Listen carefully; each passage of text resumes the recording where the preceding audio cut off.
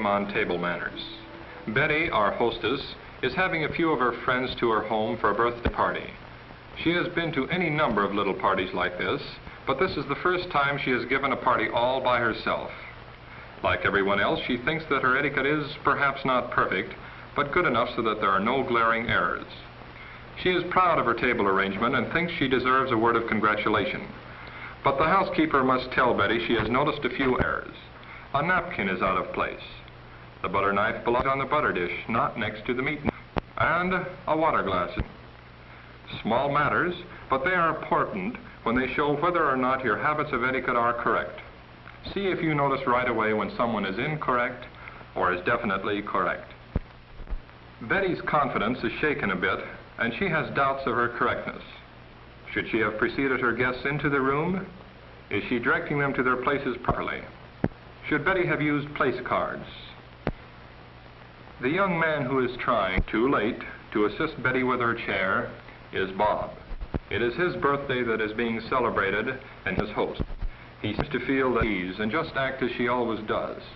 Notice now what a way of opening his napkin and putting her in his belt. Could that be all right? Bernie and Helen seem quite certain of the way they open their napkins and place them in a half fold in their laps. They seem to be really at ease. But then everyone is more at ease now that the party is really started. The main thing is that they should enjoy each other's company. Betty and Bob aren't worrying about their mistakes for a moment, but in the back of their minds they realize they will have to pay more attention to their manners. They know that the object of correct etiquette is not to make life formal and dull, but to make it fully enjoyable. There are reasons for each act of etiquette, as in a man's assisting a lady with her chair, or the order with which people are.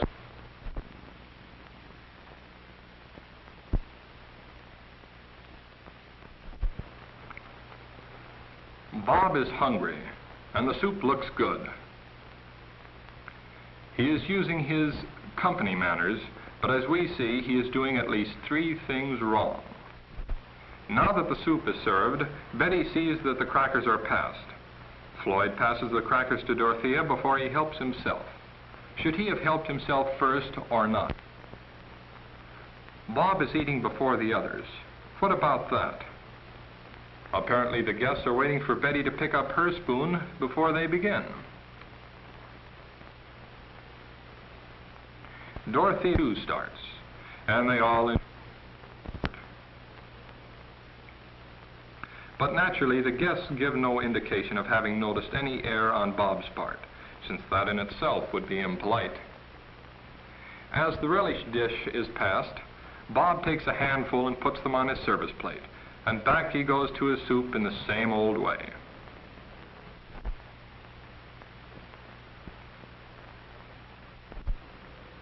Then Bob notices that the others have placed their relish differently, and changes them from one plate to the other, knowing there is a reason, but what is it?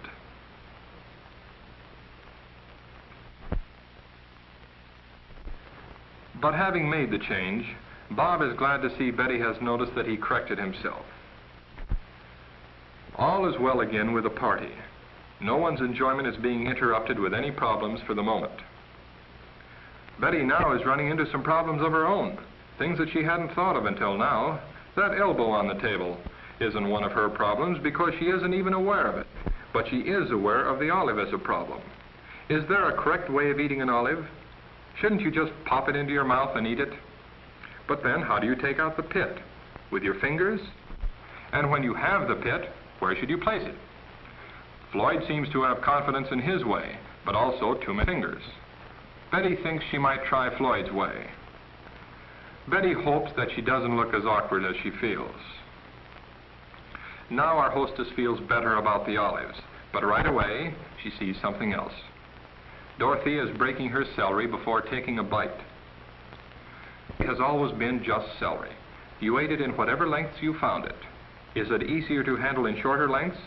And does it look like a smaller bite when you dip it in the salt and then bite off a portion? Bernie and Helen don't seem to be concerned with any problems. Bernie eats a radish and simply enjoys it, and he seems certain of himself. Helen is even tipping her soup plate for a last sup. Can that be correct? Certainly her manners aren't interfering with her enjoyment of the party. As host, Bob is expected to serve the meat course. At home, his father does the serving. It looked perfectly simple, and it is. But if you were in Bob's place, would you know positively what to do? Which serving implement should he use? Should he just go ahead as best he can? Dorothea is looking away so as not to notice. Bob still isn't sure of what to do, but he can't hesitate forever. That amount seems too much. A lady is not flattered by being offered a portion the size that might appeal to a hungry lumberjack.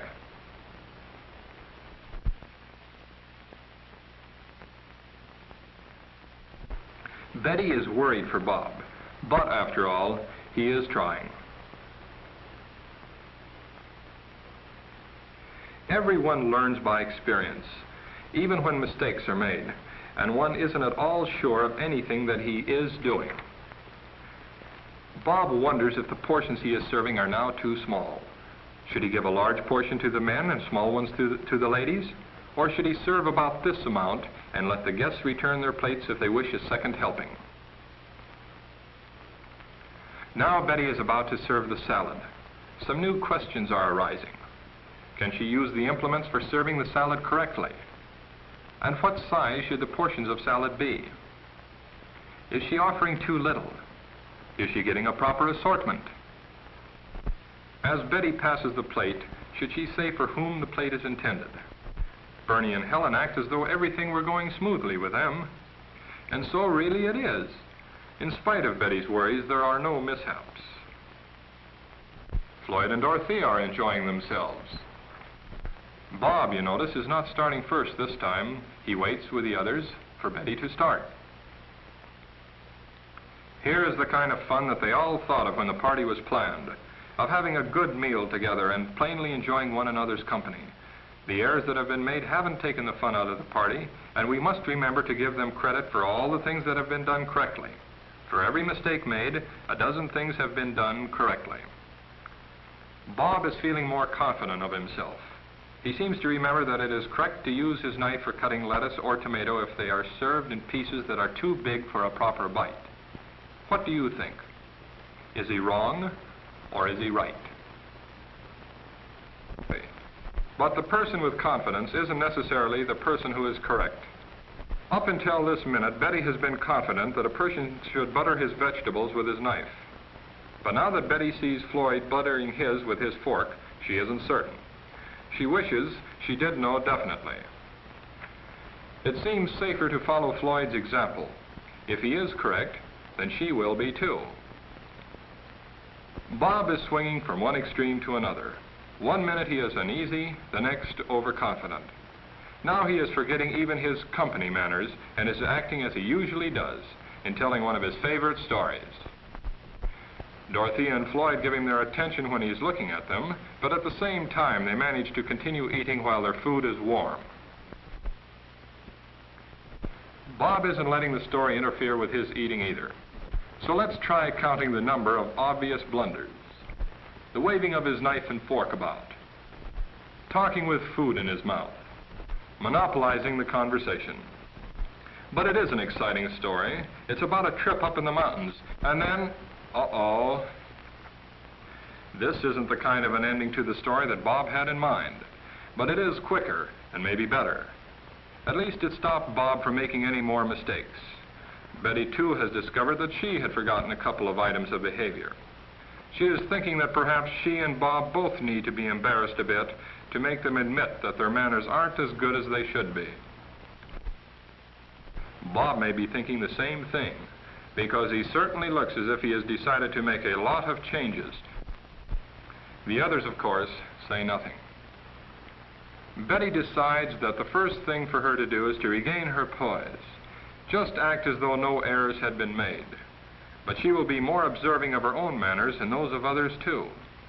Betty feels safe in her way of eating a roll and jelly. Is there anything in what Bernie and Helen are doing that would get your attention right away? Was there anything in the way he helped himself to more jelly? How about the way he holds his knife and fork? Or the way he cuts his meat? and takes it to his mouth with his left hand. When you are eating meat, do you take the meat to your mouth with the fork in your right hand or your left? Is there a question of correctness here? Helen is also using her left hand. Betty holds the fork in her left hand while cutting the meat, and then passes the fork to her right hand for placing it in her mouth. This is zigzag eating. She has noticed that the British and continental people usually use their left hands. But now that she is beginning to take her manners seriously, she wonders if there is a matter of correctness involved or whether both ways are equally correct. One way American, the other European. Betty wishes she were as certain of that point as she is of how her knife should be placed. Bob has never heard of zigzag or continental ways of eating meat, but he is on the watch out for such things now. And as soon as he notices what Betty is doing, he is ready to follow her example, whether she is right or wrong. He uses his left hand all right, even if he does take an oversized bite. Bob congratulates himself on trying a new way. He and Betty have a lot to learn. At least there are no further mishaps as the meat course is finished and the table cleared for dessert. Bob is happy now and is proud of himself. Formal parties like this are really enjoyable when one isn't afraid of doing the wrong thing. Bob has reached the point where he feels that since his intentions are good and he is watching himself, that all is well. If you just try to figure out what is the reason for each rule of etiquette, you find that the rules are sensible. After all, correct manners are simply the way one person shows his consideration for another. In other words, proper manners are your way of showing common politeness. As far as Bob is concerned, this is the best birthday he has ever had. And to top it off, a big birthday cake that Betty had made for him. He really appreciates this. For the cake is a symbol, like the whole dinner, of friendship. A very delicious symbol of the regard that Betty and her friends hold for Bob, particularly Betty. The lighting of the birthday cake with candles is an old custom, and so is the blowing out of the candles. But do you suppose the placing of the candles at the side is a modern touch of avoiding possible germs being blown on the cake? Serving the meat course upset Bob. Apparently serving the cake has its difficulties too. Our hostess isn't certain that she should be helping Bob. She worried about leaving the table to bring in the cake in the first place. Betty wondered if the serving should be left to the housekeeper. What would you say?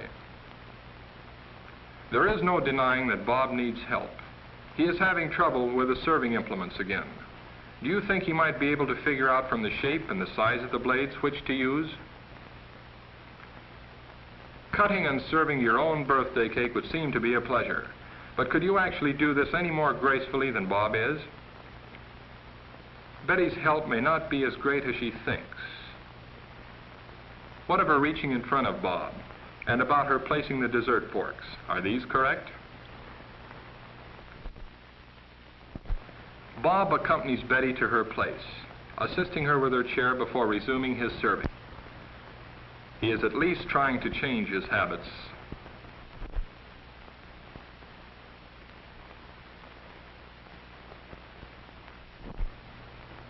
And you notice, he forgot his napkin and sat on it. He is serving smoothly now and is not distracting his friends with his difficulties. They are free again to chat as they wish.